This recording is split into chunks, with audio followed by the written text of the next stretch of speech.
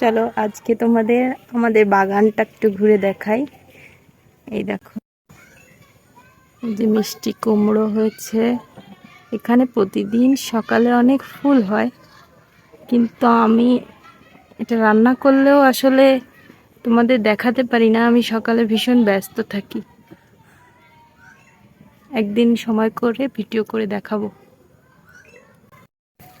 এই যে দেখো আমাদের দোপাটি গাছ, জন্মাষ্টমীর দিন যে ফুল দেখিয়েছিলাম সেদিন একটা মাত্র ফুল ফুটেছিল, যে এখন অনেক ফুল হয়েছে, কিন্তু গাছের পাতাগুলো কেমন পোকায় ধরে গেছে।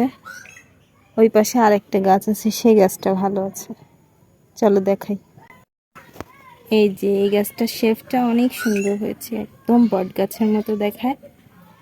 আর এই যে এই ডালটায় অনেক বেশি ফুল ধরেছে, খুবই সুন্দর লাগে। প্রতিদিন পুজোর জন্য আমি অনেক ফুল তুলি, তারপরেও যথেষ্ট ফুল আছে এখনো। আজকের মতো এখানেই থাক, আর একদিন আবার বাগান ঘুরবো।